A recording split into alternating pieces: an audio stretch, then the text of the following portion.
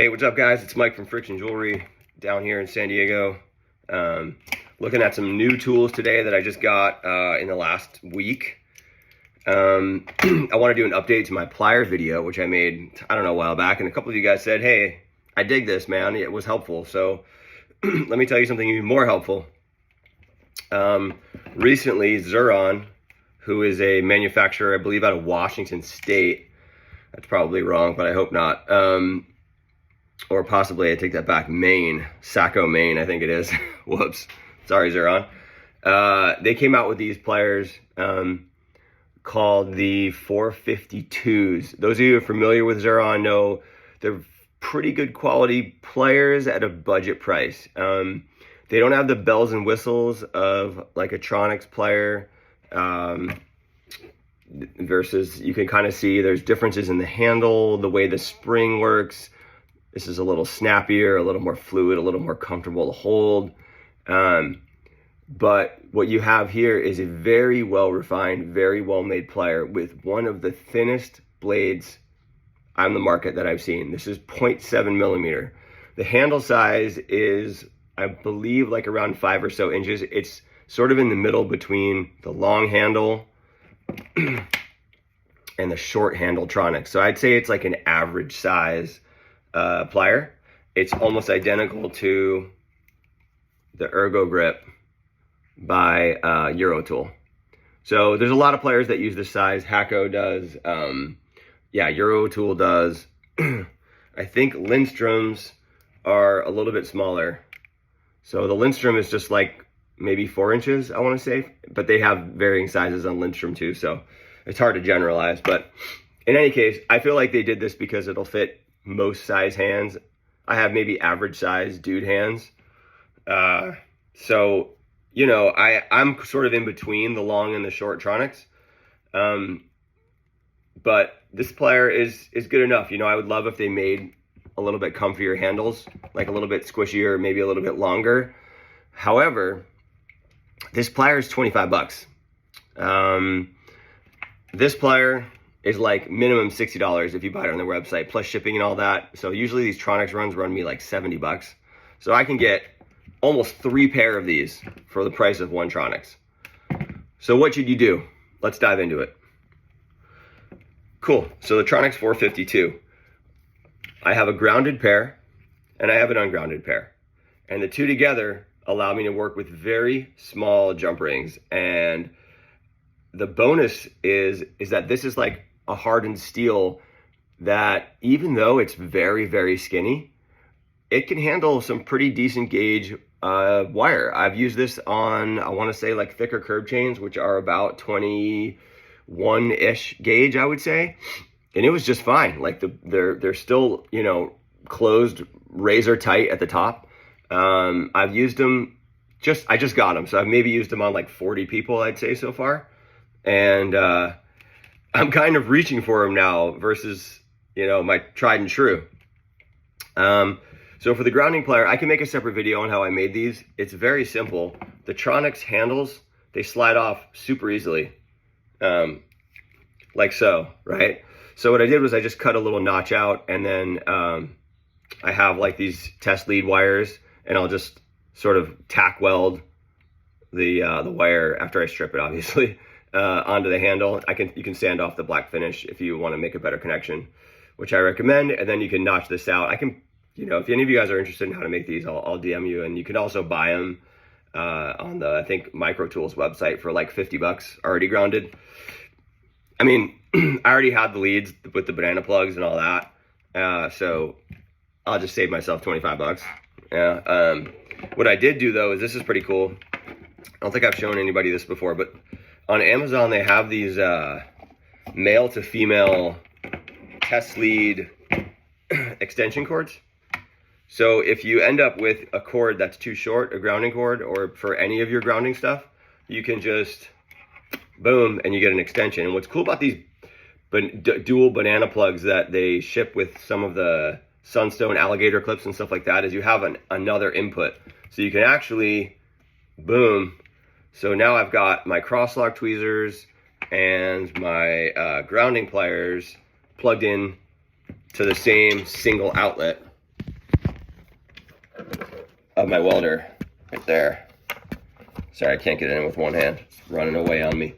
That's a pretty cool little feature. So it just saves you on cables, and I could see this if you have a desk where you have like this coming through your desk at your studio.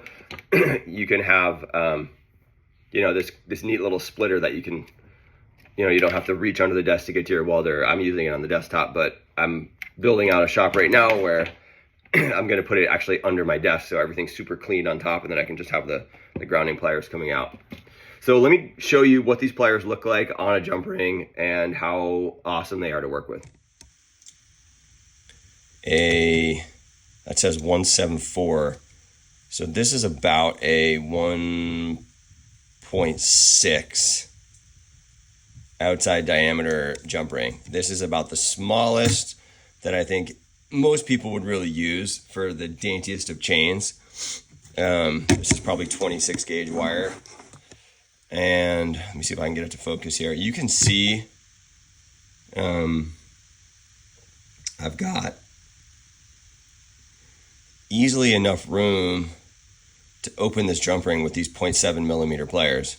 So you can see how much, you know, sort of surface area of jump ring you can actually see when you have a plier with a needle this small.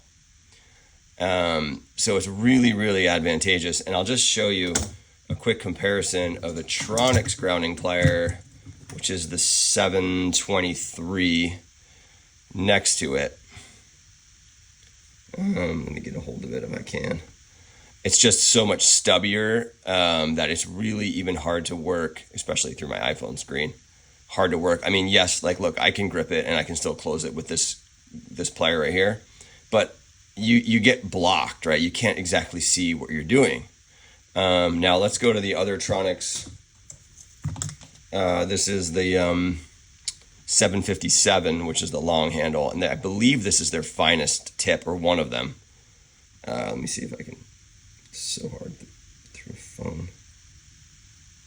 Okay, I pretty much have it now. So yeah, I've got more view, as you can tell. You can look at the pliers left versus right here, and you can see like it's easy for me to open and close this. But again, I just have more view, and the blade on the 452 Xuron is just sturdier. It's got kind of a square refinement, and it's pretty easy to grip these tiny jump rings. Yeah, so you can see that was pretty rad, pretty easy to work with. I'm such a mess. I can tell you that this is definitely, like, I highly recommend it. I don't want to waste your time on YouTube, or, you know, you just spent 5 minutes of your life watching this. I would say grab these while you can, if they're still in stock. If you're already happy with your pliers, I would say get these at least as a backup, and you may find they may become your go-tos. I would say the only disadvantage of, you know, like I said, the 452 versus my go-to 723 or 523 if you have the short handle, is the thicker Tronex nose can handle a little bit heavier gauge. Like I'm still worried about bending these, that I haven't really put them through the paces like I have these guys. But I gotta say, the fact that I could get, I mean, these are like $95 grounded if you buy them like already made. So you're talking about, you can at least get 2 of these for one of these. And if you ground them yourself, you can get 3 of these for one of these. So I'm always about value. And in this case, strangely, if this was my only plier, I would be pumped for the 90% of PJ that I do. Now, that said, I occasionally do heavy silver curb chain. I mean, you can see the one I'm wearing right here. This is a it's like a 3.5 millimeter curb that I wear. Those links, in silver, this would probably be fine, but in gold filled and definitely stainless, you're gonna need to get something like this Ergo Grip. It just has a thicker blade on it. I've actually ground these down. So they're a little bit finer than they come stock, but this plier, it can handle heavier gauge than I'm sure that this 452 will, which is great. I mean, you can't do it all necessarily with one plier. So it's great to have a little assortment. You can see this is sort of my go-to set. And if you want to talk more about tools, I can tell you right now, like, these are the bomb cutters. Like, nobody can mess with these no matter what I've tried. Xuron, every brand. these are the best cutters that I found. The flush cutter ones, the razor flush by Tronex. You can get them in a million different ways.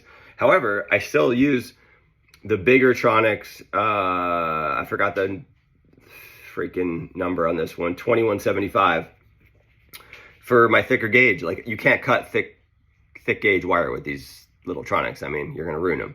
So you got to have a couple pairs for every task, right? You can't. It's hard to have just one thing of everything. And these kits that people buy with just these crappy Chinese pliers just drive me crazy, because they give you, like, you know, you pay all this money and they give you these shit tools.